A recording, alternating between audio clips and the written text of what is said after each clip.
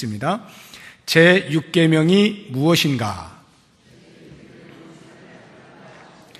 제6계명이 요구하는 것은 무엇인가?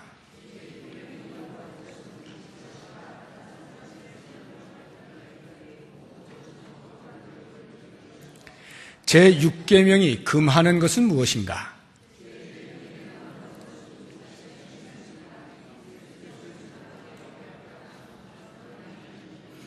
네. 자, 6계명, 살인하지 말라. 이것은 일반 법에도 있는 것이기 때문에 사실 할 말이 굉장히 많습니다. 이 짧은 시간에 다 다루기가 쉽지가 않은데요. 또 오늘 이렇게 보시면 이제 장수는 그냥 앞뒤에 이렇게 있지만 내용이 굉장히 많아요. 최대한 제가 압축해서 필요한 것들만 말씀을 드리도록 노력을 해보겠습니다. 자, 1번 살인에 대한 일반적 고찰. 자, 거기 이제 세 가지가 나오는데 첫 번째 정의, 살인을 정의해 본다면 이것은 사전적 정의를 말하는 것은 아니에요. 그냥 누구나 살인이 뭐냐라고 하면 쉽게 이거라고 말할 수 있는 것을 제가 적어 놓은 겁니다. 살인의 정의, 사람의 생명을 해치는 것. 제가 이렇게 했어요. 사람의 생명을 해치는 것. 여기 이 사람의 생명이라고, 사람의 주의를 기울여야 돼요. 불교에서는 동일한 살인을 말하고 있지만 좀 더 넓게 나갑니다. 그래서 살생을 금지해요. 살생 금지, 불교는요. 그래서 짐승, 동물, 이런 것들까지, 심지어 곤충, 이런 것까지도 죽이지 못하도록 되어 있습니다. 그렇게 하는 그 이유가 윤회사상, 윤회설에 근거하고 있기 때문에 그래요. 윤회설 아시죠? 사람이 죽으면 살아있을 때의 공덕을 쌓은 정도에 따라서 죽어서 다음에 코끼리로 바뀔 수도 있고 지렁이로 바뀔 수도 있어요. 심지어는 지렁이도 뭐 어쩌지 하다 보면 사람이 될 수 있어요. 이게 윤회설입니다. 그러니까 앞에 지렁이가 있는데 함부로 죽여서는 안 되죠. 왜냐하면 내 조상 중에 한 사람일 수 있기 때문에. 그래서 이 살생 금지, 그러니까 사람뿐만 아니라 짐승에까지도 해당되도록 그렇게 금지하는 말을 하고 있습니다만, 우리 기독교는 조금 다릅니다. 물론 동물을 함부로 도륙을 한다거나 하는 것들은 또 다른 문제입니다. 그러나 살인하지 말라라고 하는 것은 사람에게 해당되는 거예요. 왜 그런가 하면 짐승에 대해서는 하나님께서 우리 사람에게 음식으로 주셨어요. 노아 홍수 이후에 한번 볼까요? 창세기 9장 3절. 창세기 9장 3절 시작. 모든 산 동물은 너희의 먹을 것이 될지라 채소같이 내가 이것을 다 너희에게 주노라. 노아 홍수 지난 이후에 이렇게 하신 거예요. 그럼 그 이전에는 어떻게 되느냐? 물론 그 이전에 동물 잡아먹거나 하는 이런 일들을 성경에 찾아볼 수는 없어요. 그런데 아담과 하와가 죄를 지었을 때, 그래서 벌거벗는 것에 대해서 부끄러워하고 있을 때 하나님께서 어떻게 하시죠? 가죽옷을 지어 입히시잖아요. 그럼 가죽옷이 뭐의 가죽이에요? 짐승의 가죽이겠죠? 그러면 짐승을 어떻게 했다는 거예요? 죽였다는 거죠.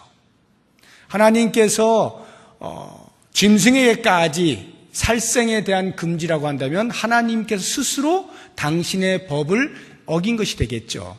그렇기 때문에 이런 것을 보면 살인, 사람에 대하여서 한정 짓고 있는 것이고요. 이런 짐승, 이런 쪽은 또 그 동물 보호협회 이런 데서 이야기하는 이런 것은 또 다른 차원에서 우리가 이제 이해를 할 필요가 있습니다. 두 번째, 살인 금지의 의미가 뭐냐라고 하는 것인데요. 의미, 왜 살인을 금지시키느냐라고 할 때 그것은 사람의 생명과 인격을 존중하라라고 하는 의미예요. 사람의 생명 그리고 인격이라고 하는 것이 사람의 생명과 더불어 같이 이해가 되어져야 됩니다. 신약의 가르침으로 넘어오게 되면 충분히 우리가 이해를 할 수가 있겠죠. 육체적인 생명을 해하는 것뿐만이 아니라 인격을 해하는 것도 살인에 해당된다는 것, 우리가 이제 맨 마지막 번호에서 신약의 가르침에 대해서 더 언급을 하도록 하겠습니다. 세 번째, 살인 금지의 이유가 뭐냐? 왜 살인을 금지하고 계시는가? 그것은 사람의 생명이 하나님의 형상대로 지음을 받았기 때문에 그렇다라고 하는 것입니다. 우리 인간이 죄를 지어서 타락했잖아요. 그렇다 할지라도 하나님의 형상이 어그러지기는 했지만, 그러나 사람이 동물로 바뀌었거나 아니면 기계가 되었거나 이런 것은 아니에요. 여전히 하나님의 형상으로 남아 있어요. 그런데 그 성품의 면에 있어서 완전함이 깨어졌다라고 하는 차원이지, 사람의 그 생명의 존엄성이 없어진 것은 아니다. 그래서 성경만큼 이 생명 존엄에 대한 탁월함을 이야기하고 있는 데가 없어요. 성경은 인간 생명의 존엄성에 대해서 아주 탁월하게 말해주고 있다 하는 것을 알 수가 있어요. 우리가 진화론 보시게 되면, 진화론은 우리 사람의 생명을 어떻게 설명합니까? 동물에서 이렇게 나왔다거나 아니면 어떤 유기 물질 같은 거에서 진화해가지고 사람이 됐다는 등 이렇게 이야기하지 않습니까? 그러니까 사람의 생명이 동물이 되기도 하고 물질이 되기도 하는 이러한 경우가 있어요. 헬라 철학 같은 거, 또는 초기 기독교 당시에 왕성하게 활동했던 이단 중에 하나는 영지주의 같은, 영지주의에서 말하는 이혼론 같은 거, 육은 악하고 영은 선하다라고 하는 이런 것들은 전부 생명 경시 사상을 조장하고 있는 것들입니다. 그런 면에서 이 기독교는 철저하게 인간 생명의 존엄성을 주장한다라고 하는 것을 알 수가 있어요. 자, 그러면 이제 두 번째, 이 살인하지 말라라고 하는 이 살인에 대해서 크게 둘로 우리가 나눌 수 있겠죠? 하나는 자기를 죽이는 것, 자살, 다른 사람을 죽이는 것, 타살, 이렇게 있잖아요. 자살에 관련해서 먼저 한번 생각을 해보죠. 첫 번째, 자살에 대한 견해. 동그라미 1번. 자살에 대한 법적인 견해를 우리가 한번 보죠. 법적으로 자살이 범죄인가 아닌가. 어떻습니까? 자살이 법적으로 범죄인가요, 아닌가요? 범죄일 수가 없죠. 범죄가 성립하지 않아요. 왜냐하면 자살은 가해자가 자기잖아요. 피해자도 자기고 가해자도 자기인데, 가해자가 어때? 없잖아요. 죽었으니까. 가해자가 죽었는데 누구를 벌을 주겠어요? 범죄가 성립하지 않아요. 법적으로는 범죄행위가 아니다라고 하는 것입니다. 그러면 사회윤리적인 견해에서는 어떠냐? 이 자살. 요즘 이제 의사, 특별히 이제 정신과 의사들, 이런 분들의 대부분의 주장은 이 자살을 사회적 질병으로 봅니다. 사회적 질병이라고 하는 것은 단순히 한 사람의 문제가 아니라 국가 또는 그 공동체 전체가 책임을 져야 한다. 그래서 이 자살의 문제에 대해서 좀 해결하려고 하는 노력을 모색해야 된다라고 하는 이제 주장을 하는 것입니다. 굉장히 중요한 말이에요. 공동체적 책임을 갖자. 자살을 어떻게 하면 줄일 수 있는가? 국가적으로 한번 바라보자. 이것은 사회적 질병이다. 이러한 이야기를 많이 합니다. 그러나 그 사회윤리적인 견해에서도 범죄와 연결을 잘 못 시킵니다. 그러면 세 번째, 기독교적 견해는 어떤가? 우리 기독교에서 뭐라 말하는가? 자살은 범죄 행위라, 이렇게 이야기를 합니다. 왜냐하면 자살이라고 하는 것은 자신의 생명을 고의적으로 해치는 거잖아요. 고의적으로. 나중에 이제 타살에 대해서 보겠습니다만 고의적인 살인입니다. 자기에게 대하여. 뿐만 아니라 생명의 주인이신 하나님의 그 권한에 도전하는 거죠. 넘어가는 거예요. 그 권한을 자기가 취하는 겁니다. 월권을 하는 것이죠. 이런 면에서 기독교에서는 자살을 범죄행위로 본다라고 하는 것입니다. 더 많은 이야기를 할 수 있습니다만 간략간략하게 이렇게 하는 거예요. 자, 두 번째, 거기 보시면 자살에 대한 관대한 견해라고 하는 게 있죠. 이건 뭘 말하느냐 하면 연료를 말하는 거예요. 연료. 옛날에 조선시대에는 연료가 있었잖아요. 그래서 연료문 이런 것도 세우고 했는데, 남편이 죽었어요. 근데 너무 남편을 사모한 나머지 이 부인이 내가 이 땅에 살면 뭐하나, 남편 따라 가야지 해서 자살을 하는 경우, 이러한 경우에 많은 사람들은 대단히 관대한 해석을 한다 이 말이에요. 야, 정말 얼마나 남편을 사랑했으면 저렇게 같이 따라 죽을까. 이렇게 이야기를 한다는 거죠. 열려 나시면 안 됩니다. 이거는 조선시대에나 할 수 있는 말이고요. 기독교에서는 허용치 않는 거예요. 남편이 죽었다 해서 그 사랑을 내가 확증하고 증명해내기 위해서 또는 스스로에게 증명하기 위해서 그렇게 해서는 안 되는 겁니다. 생명의 주인이 하나님이시기 때문에 그런 거예요. 자, 세 번째, 자살과 구원의 관계. 이제 이게 참 궁금한 부분이죠. 자살한 사람은 구원을 받습니까? 못 받습니까? 여러분들은 어떻게 생각하세요? 굉장히 복잡해요. 이거 말하려면 이것만 가지고도 몇 시간 해야 돼요. 자살과 구원의 관계. 기본적으로 보수, 기독교의 보수에서는 구원을 못 받는다고 말을 합니다. 저도 어렸을 때부터 계속 그렇게 배워왔고요. 범죄 행위니까요. 근데 그렇게 이제 간단치만은 않습니다, 이것이. 자살에도 너무 여러 유형이 있기 때문에 그냥 하나로 일방적으로 이렇게 이야기하기에는 쉽지가 않아요. 성경에서 말하고 있는 자살, 구원받지 못할 죄가 하나 있죠. 뭘죠? 성경에서 말하는 구원받지 못하는 죄. 성령 회방죄. 성령 회방죄에 대해서는 정확하게 이야기하고 있지 않습니까? 그럼 그것도 한번 생각해 보세요. 성령을 회방했다. 예수 안 믿는 사람이 성령 회방할 수 있습니까? 물론 할 수 있죠. 모르는 중에 할 수는 있지만 알고 하지는 못해. 성령이 누군지도 모르는데 무슨 성령을 회방하겠어요. 그러면 성령 회방죄라는 말은 누구에게 해당되는 말이에요? 교회 공동체 안에 있는 사람 중에 신앙생활을 하고 있다가 성령을 회방하면 아나니아와 삽비라처럼 이런 식으로. 그러니까 우리가 겉으로 볼 때는 예수 믿는 사람인데 알고 보니 구원을 못 받은 자였다. 이렇게 이야기가 되는 거예요. 이게 쉬운 이야기가 아니다 이 말이에요. 왜냐하면 우리 보수 쪽에서는 한 번 구원받으면 영원하다라는 성도의 견인 교리를 가르치잖아요.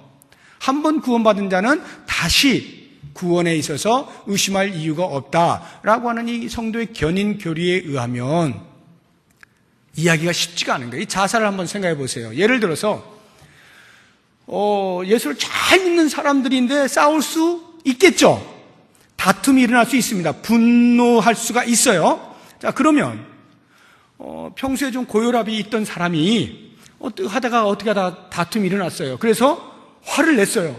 근데 갑자기 터진 거야. 그럼 어떻게 돼요? 즉사한다 이 말이에요. 화를 냈는데 즉사했어. 그러면 어떤 기회가 없어진 거예요? 회개할 기회가 없어요. 회개할 기회가. 적어도 화낸 것에 대해서 아이고 하나님 죄송합니다라고 하는 이 회개할 기회를 가져야 되는데 회개할 기회가 없이 그냥 즉사해버렸어요. 우리의 눈에 볼 때 어떻게 해요? 구원 받을까요? 못 받을까요? 구원 받죠. 성도의 견인 교리에 의하면 설령 그렇게 했다 할지라도 예수님께서 십자가에 못 박히신 것은 우리의 과거의 죄와 현재 지은 죄와 앞으로 지을 죄 모두를 해결해 주시는 거잖아요. 그러니까 구원받는데 아무 지장이 없어요. 구원을 받습니다. 그럼 어떤 구원을 받느냐 이것은 그 다음 이야기고 구원받는데 지장이 없어요. 그러면 자살을 만약에 그러한 죄들의 하나로 그냥 봐버리면 자살을 했어도 구원을 받을 수 있다는 논리가 나오는 겁니다. 그런 지을 수 있는 죄 중에 하나로 봐버리면 구원을 받는 거죠. 자, 여기에 이런 이제 딜레마가 있는 것입니다. 그래서 자살한 사람이 정말 구원 받을 수 있느냐 없느냐, 천국 가면 자살한 사람이 있을까 없을까, 얼마나 궁금합니까? 이런 부분은 제가 무 자르듯이 말씀을 드리기가 어려워요. 요거는 우리가 함께 가서 알아보자.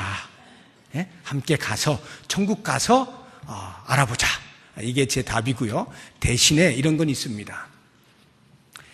그렇다고 해서 제가 지금 자살의 부분에 대하여서 허용을 하거나 문을 열어놓고 있는 말이 아니에요. 적어도 이 자살이라는 것을 생각할 때 구원받은 자가 자유의지가 있잖아요. 그 자유의지가 있기 때문에 죄를 지을 수 있는 가능성이 열려 있는 거 아닙니까? 그리스도께서 우리를 구원하셨음에도 불구하고 자유의지가 있어서 죄를 지을 수 있는 가능성이 아직은 열려 있는 거예요. 주님 다시 오신 날에는 완전히 그것마저 없어지겠지만, 완벽하게 되겠지만, 이 땅의 사람들은 그 가능성이 여전히 있기 때문에, 그래서 이 자살을 구원받은 자가 자유의지를 통하여서 범죄할 수 있는 여러 요인들 중에 하나로 볼 수는 없어요. 자살을.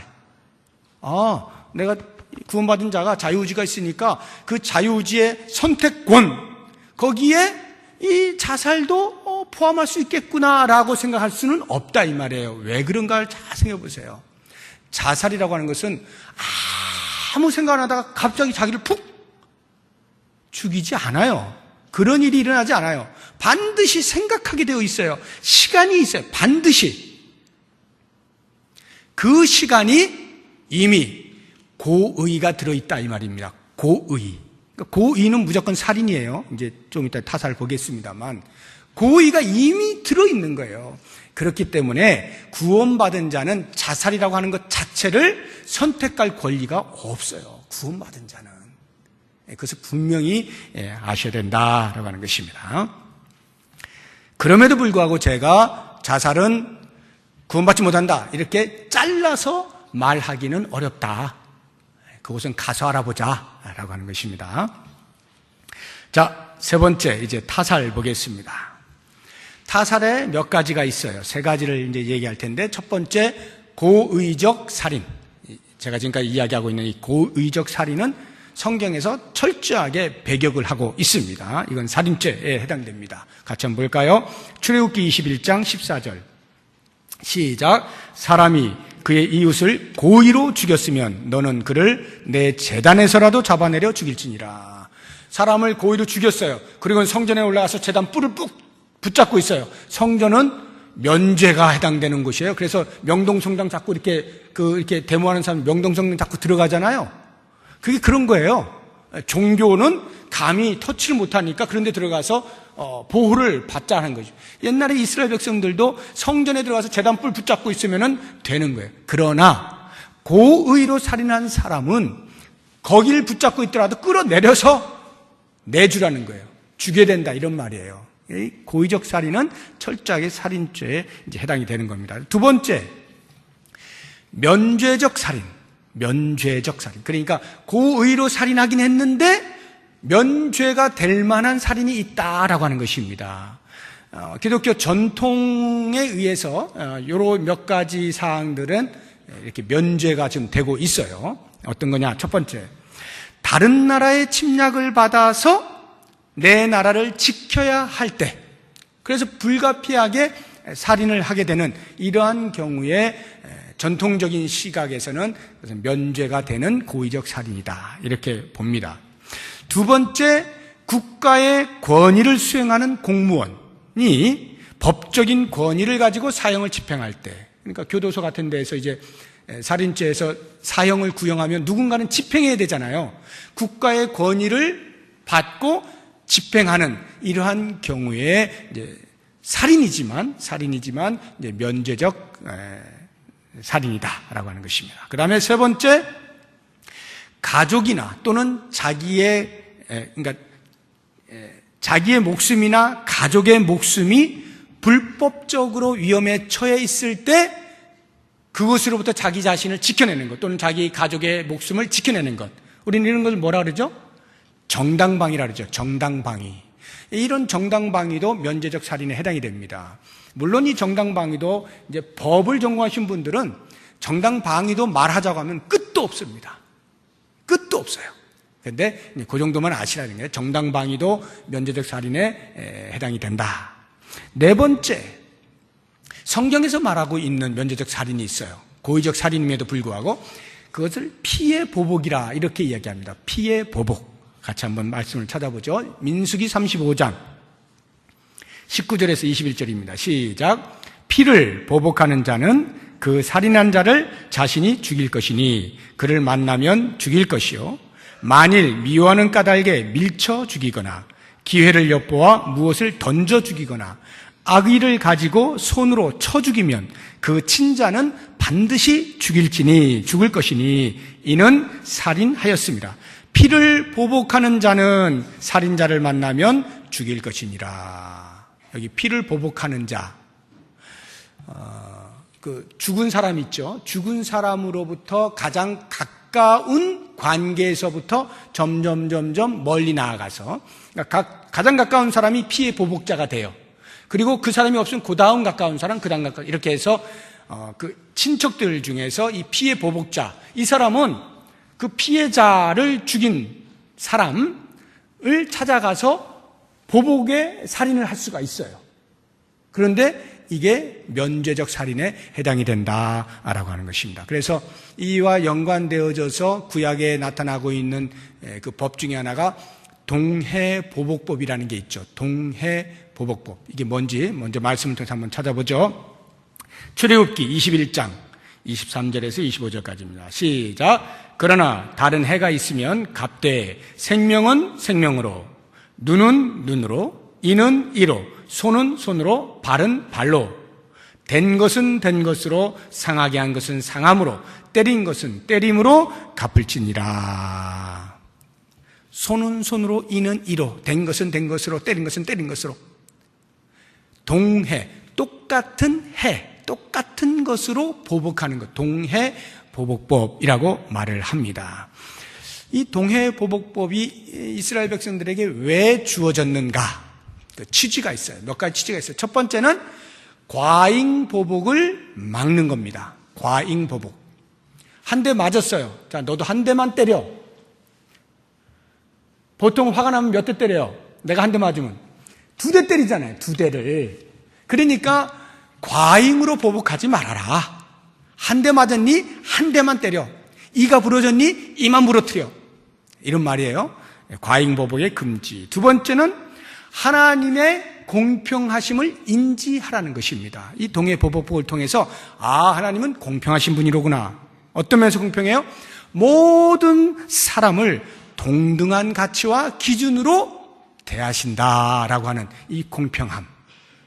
세 번째는 일벌백계입니다. 일벌백계. 그러니까 그 형벌을 경고로 삼아서 다시는 그와 같은 죄를 짓지 못하게 하기 위하여 이러한 동해보복법을 주고 있다는 것입니다.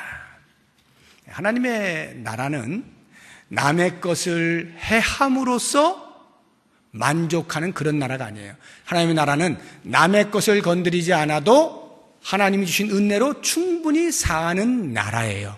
그렇기 때문에 이런 살인이 해당이 되지 않는다라고 하는 것입니다.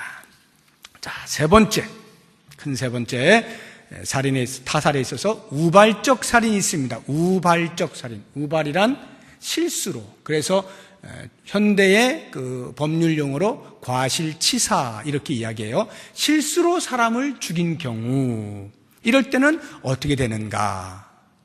과실치사라고 하는 것도 그 법을 해석하자면 몇 시간 걸려요. 굉장히 사례가 많습니다. 뭐 이런 과실치사 저런 과실치사 굉장히 설명이 많은데 오늘 다 접어두고 그냥 실수로 사람을 죽였을 때 현대법은 어떻게 하느냐? 최소한의 형량이 있어요. 뭐 벌금이라든가 뭐 몇 개월 집행유예라든가 뭐 이런 등등의 이런 게 이제 그 과실치사 내용에 따라서 그런 것들이 이렇게 주어져 있습니다. 성경에서는 과실치사에 대해서 어떻게 이야기하는가? 우발적 사고에 대해서, 우발적 살인에 대해서 이 부분은 우선 그 사람의 생명을 존중합니다. 그러니까 실수로 죽인 사람의 생명을 존중해요. 그 사람이 피해 보복자에 의하여 죽임을 당하지 않게 하기 위해서 도피성이라고 하는 것을 만들도록 하셨어요. 그래서 이스라엘 땅에 보시면은 요단강을 중심으로 요단 동편과 서편이 있잖아요. 각각 3개의 도피성이 있어요. 북쪽, 남쪽, 중앙. 이렇게 해서 하나씩, 동서로 하나씩 6개가 있습니다. 이 말은 우발적 살인을 한 사람이 피해 보복자에 의하여 죽기 전에 신속히 도망갈 수 있도록 모든 거리를 그렇게 만들어 놓은 거예요. 약 48km 정도. 하루 거리 정도에 다 다다를 수 있는 장소에다가 도피성을 만들어 놨어요. 그리고는 그 도피성에 들어가서 도피하는 중에 도피성에 들어온 사람은 절대로 못 죽입니다. 절대로 못 죽여요. 대신에 그 안에 들어와서 이 사람이 우발적 살인이냐 고의적 살인이냐를 재판을 합니다. 그 재판을 해서 만약 고의적이라고 하는 것이 드러나면 내쫓아요. 피해 보복자에 의해서 죽게 만듭니다. 그런데 우발적인 것이 인정이 됐어요. 그러면 거기에서 살게 해줍니다. 도피성에 살게 해줘요. 그리고는 대제사장이 죽는 날까지 있다가 대제사장이 죽게 되면 모든 죄가 없어져요. 그럼 밖으로 나갈 수가 있습니다. 그런데 대제사장이 죽지 않았는데 나갔어요. 그러다가 죽으면 그건 자기 책임이에요. 자기 책임. 자, 이러한 그 우발적 살인에 대해서 성경은 보복을 금지하고 있다. 결정되기 전까지는 무죄 추정의 법칙을 적용하는 거예요. 무죄 추정의 법칙. 형이 드러나기 전까지는, 범죄가 드러나기 전까지는 죄 없는 자로 여긴다. 이게 무죄 추정의 법칙이에요. 현대 법률 용어에서 이 성경이 그것을 적용하는 것입니다. 그래서 도피성을 만들어 놓았다라고 하는 것이고요. 자, 네 번째 보시면 윤리적 난제들이 있습니다. 그러니까 윤리적으로 딱 끊어서 말하기가 쉽지 않은 몇 가지 난제들이 있어요. 빨리빨리 제가 하겠습니다. 첫 번째, 낙태가 있습니다. 낙태, 생명이 어느 순간부터 생명이냐라고 하는 것 때문에 이 낙태의 어떤 기간을 두고 설왕설래 말이 굉장히 많습니다. 어디서부터 살인이라고 볼 것이냐라고 하는 것에 대한 것이 있는데요. 우리 동양에서는, 우리 한국은 애를 낳으면 곧바로 1살이죠. 서양은 그러지 않아요. 서양은 낳고 1년이 지난, 만 1년이 지나면 그때 1살이에요. 그때 1살. 나이 계산하는 게 다릅니다. 저는 개인적으로 성경의 어떤 것에 따르면 동양적 연령 계수법이 더 성경적인 것 같아요. 엄마 뱃속에 있을 때부터 생명으로 보고 낳을 때 1살로 보는 겁니다. 이 안에서부터 이미 10개월이 있잖아요. 그러니까 1살로 보는 거. 이게 더 성경적이지 않나 이런 생각이 제가 들어요. 그래서 이 낙태에 대한 부분은 학자들 간에도 굉장히 논란이 많습니다. 물론 기독교는 금지를 하고 있습니다. 두 번째, 안락사라고 하는 것도 역시 현대에 와서 대단히 논란이 많은 윤리적 난제 중에 하나입니다. 안락사. 도저히 살아날 가망성이 없는데 고통 중에 있어요. 그것을 계속 보고 있는 것이 맞냐 틀리냐. 오히려 편안하게 갈 수 있도록 해주는 것이 더 그 사람에게 유익한 것 아니냐, 이런 것입니다. 이게 이제 안락사예요. 예를 들어서 전쟁 중에서 군의관을 도저히 찾을 수 없어요. 의약품이 없어요. 그런데 총상을 맞았어요. 중상이에요. 죽기 직전이에요. 쌀이 쌀이 아니라 살이 썩어 들어가. 이제 곧 죽게 생겼어요. 그런데 너무나 고통스러운 거예요. 빨리 나를 죽여달라 그러는 거야, 동료한테. 그때에 어떻게 할 것이냐. 그 사람의 어차피 죽는 것인데 고통을 덜어주는 것이 맞는 것이냐, 아니면 계속해서 지켜보고 있으면서 그 고통을 당하도록 놔두는 게 맞는, 쉽지 않아요, 결정이. 많은 이야기가 필요합니다만 아무튼 이러한 윤리적 난제가 있다라고 하는 것, 안락사. 세 번째, 전체주의에 의한 살인이 있어요.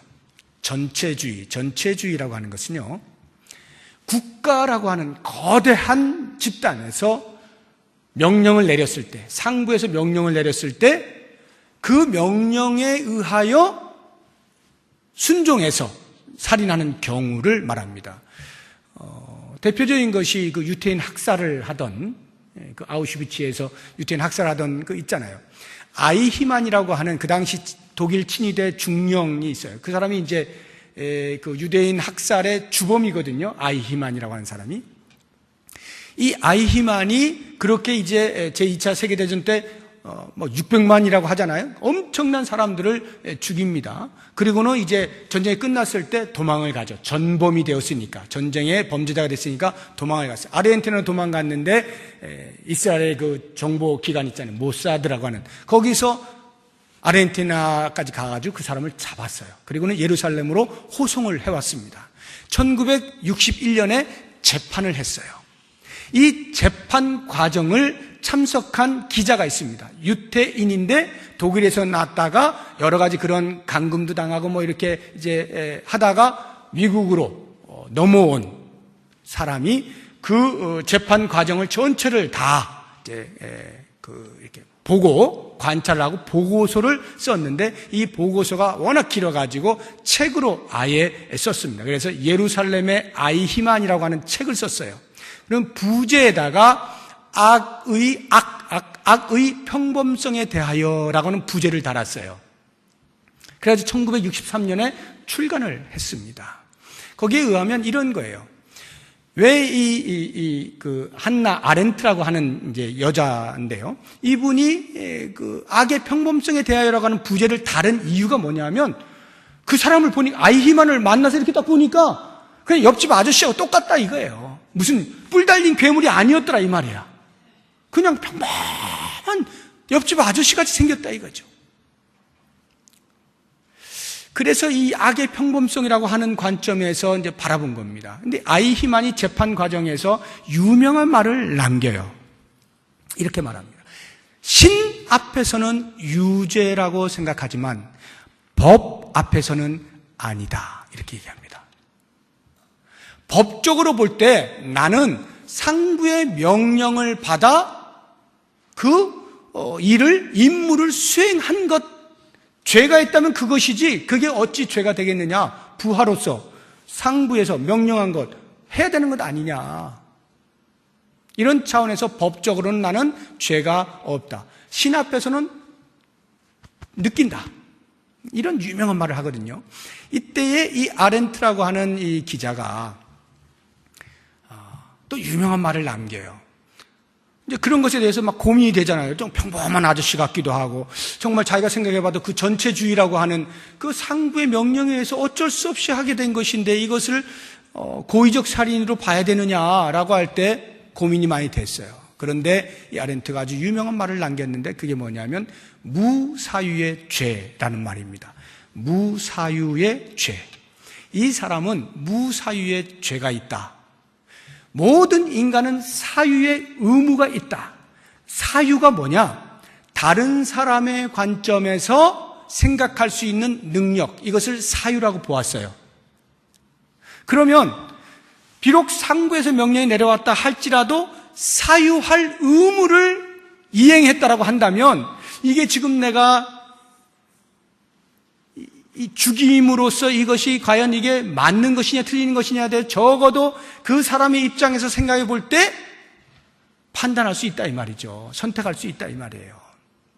그런 면에서 이 무사유의 죄라고 하는 말을 했는데, 우리 신앙인으로 볼 때는 이 말을 신앙의 양심, 이렇게 볼 수 있겠죠. 신앙의 양심으로 볼 때 이 전체주의에 의하여서 살인을 해야 되는 상황이 있을 때 과연 나는 어떻게 할 것이냐에 대한 선택을 할 수가 있다.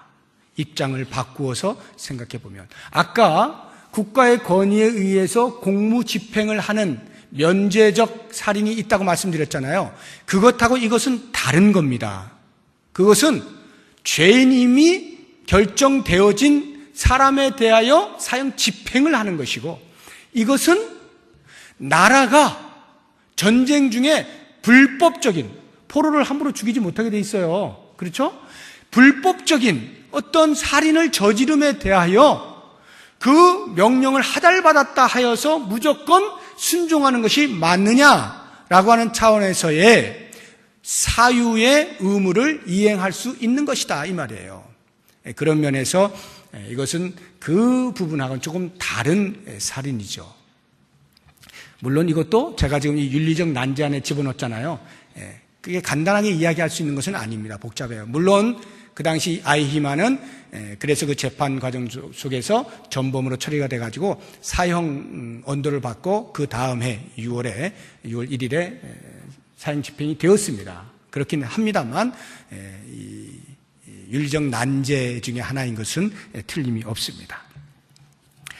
자, 네 번째, 성경은 왜 살인죄를 명백히 지목하여 금하는가? 살인죄라고 하는 게 굉장히 혐오한 거 아닙니까? 혐오스러운 거잖아요. 이 혐오스러운 것을 굳이 지목하여서 살인하지 말라라고 한 이유가 무엇인가? 그 혐오스러운 것을 우리 앞에 제시함으로써 악을 행하지 못하도록 하기 위함이다라고 하는 것입니다. 이게 무슨 말이냐면요, 인간의 죄악이라고 하는 것은 하나님의 율법이 아니면 군중 속에 숨는 습성이 있어요.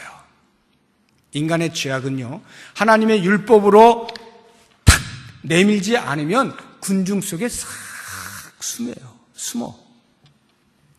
또는 합리화를 통하여서 자기 스스로에게 면죄부를 부여하고자 하는 습성이 있어요.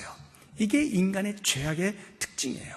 그렇기 때문에 하나님께서는 혐오스러운 것임에도 불구하고 사람 앞에 내미는 것입니다. 살인하지 말라, 이렇게 정확하게 이야기를 해서 그 앞에 경각심을 갖게 만드는 것이고, 숨을 생각하지 말라는 것이고, 하나님은 다 보고 계시다라고 하는 것을 알려주는 것이죠. 자, 다섯 번째, 생명 보존의 의무. 우리가 그 문제 읽었습니다만 6계명이 요구하는 것이 뭐냐라고 할 때 우리 자신과 다른 사람들의 생명을 보존하기 위해 모든 적법한 노력을 기울이라는 것이다, 이렇게 말했잖아요. 이 부분에 대해서 우리가 같이 한번 생각을 해보려고 하는데, 생명 보존의 의무, 자살과 관련해서, 내 목숨과 관련해서 첫 번째, 많은 이야기를 할 수 있습니다만 아주 좀 생각해 보아야 할 부분 중에 하나, 우리 크리스찬으로서 핍박을 받는 현장을 한번 상상을 해보세요.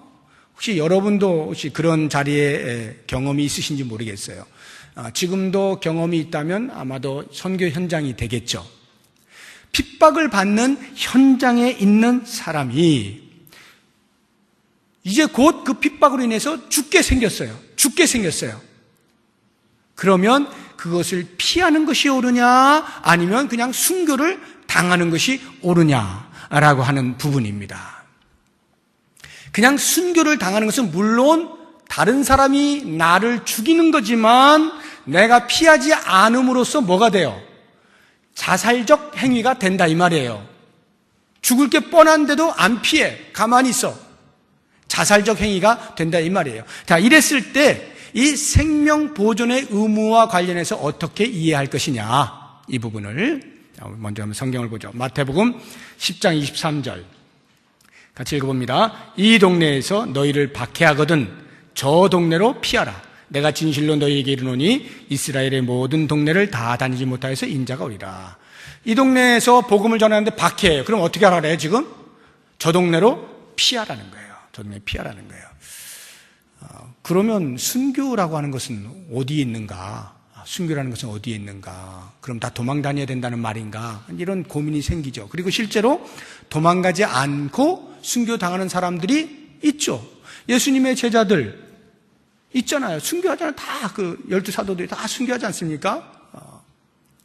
그런 것을 보게 되어지면 이 생명 보존의 의무를 그럼 사도들은 이행한 것인가 안 한 것인가, 이런 고민이 생긴다, 이 말이에요. 자, 이럴 때 우리가 어떤 나름대로 그 기준을 삼을 수 있는 것 중에 하나가, 생명 보존이라고 하는 것을 단순히 이 육체의 생명을 지켜내는 이 자체로만 보는 것이 아니라, 특별히 이 복음을 전하다가 핍박을 받는 이런 경우들에 있어서는 좀 더 넓게 보아야 됩니다. 그러니까 사명이라는 게 있잖아요. 사명. 사람의 사명이 있어요. 이 사명을 이행함에 있어서 스스로 일부러 사명을 끝장을 낼 그런 상태로 나는 순교당하면 당할 거야 하고 가만히 있는 것보다는, 이 마태복음에서 우리가 본 것처럼 박해를 당할 때 피하는 것이 일반적 행위가 되는 것입니다. 일반적 행위. 왜? 단순한 생명의 보존의 목적이 아니라 사명을 계속해서 수행해야 하기 때문에 그런 것입니다. 만약에 이것이 제가 왜 사명과 이걸 연결을 시키느냐면 그게 아니라 생명을 보존하는 것만을 목적으로 해서 만약에 피하게 될 때에는 이게 경계가 모호해지는 거예요. 즉 핍박을 당할 때에 어디까지 해서 내가 도망을 갈 것이냐, 예수님을 부인하는 것은 어떻게 될까, 뭐 이런 것까지 막 고민을 하게 되거든요. 근데 우리는 예수님을 부인해 가면서까지 생명을 구걸하지는 않습니다. 생명 보존이라고 하는 것이 예수님을 부인해 가면서 사명을 감당하겠다라고 이건 완전 핑계 아닙니까? 이건 변명이잖아요. 그래서 이런 부분에 있어서 철저하게 자기 자신이 알죠. 지금 우리 인도가 지금 이제 최근에 동향이 지금 그러합니다. 정부에서 핍박이 굉장히 강합니다. 그래서 우리 아시는 것처럼 지난번에도 윤은환 선교사님 오셔가지고 브리핑 하셨잖아요. 나오셔가지고 지금 말레이시아로 이제 가시는 것인데 이것이 이 동네에서 피하여 저 동네로 가는 경우가 되는 것입니다. 그래서 어떤 사람들은 갔으면 뼈 묻어야지 말이야, 이런 사람이 가끔 있는데요. 조심스러운 말입니다. 그것은 굉장히 조심스러운 말이에요. 뼈 묻는다라고 하는 것, 죽으면 죽어야지, 그게 선교사지라고 하는 것은 당사자가 판단을 해야 되지 옆에 있는 사람이 쉽게 이야기할 수 있는 부분이 아니다라고 하는 것. 그 다음에 두 번째, 이것도 이제 자살, 굳이 이야기하자면 이제 타살에 관련되어진 것이긴 합니다만, 자살 방조하는 것이 있죠. 누군가 자살하려고 하는데 가만히 쳐다보고 있는 거. 이것도 생명을 보존하는 의무를 이행하지 않는 것입니다. 사도행전 16장 28절 같이 한번 보죠. 시작. 바울이 크게 소리질러 이르되 내 몸을 상하지 말라. 우리가 다 여기 있노라 하니. 빌보 감옥에 갇혔을 때에 간수가 그 옥토가 흔들리고 문이 열리고 사람들이 다 없다고 생각을 하고 자결을 하려고 할 때 사도 바울이 한 이야기거든요. 그러니까 누군가가 자결을 하려고 할 때 그래 너 죽어라 하고 가만히 보고 있는 것은 자살 방조죄에 해당됩니다. 이건 현대 법에서도 금지하고 있는 거예요. 또는 자살을 교사할 수가 있죠. 자살 교사죄가 있어요. 이런 것들은 다 안 되는 것입니다. 생명을 보존하는 의무를 성실하게 이행하지 않는 것이죠. 그래서 그거 기억하시고, 그 다음에 이제 중요한 게 이제 타살 관련해서인데요. 시간이 많이 지났는데,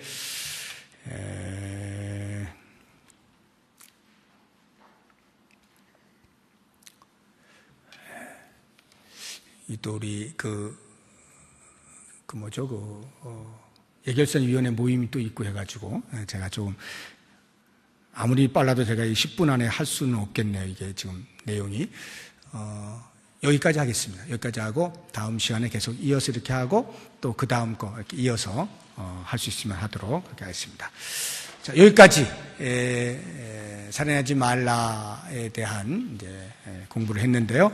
다음 시간에 좀 더 보충하고, 또 묵상을 해보도록 그렇게 하겠습니다. 자,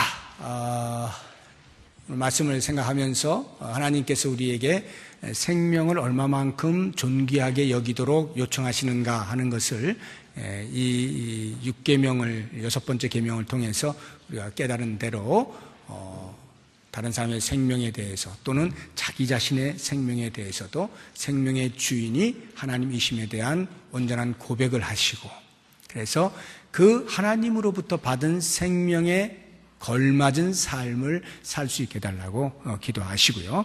우리 오늘 예결산위원회 모임이 있는데 하나님께서 지혜를 주셔서 모인 자들이 모두 하나님의 뜻을 따라서 마음을 모아서 내년도 살림을 잘 계획할 수 있도록 그렇게 기도해 주시고요.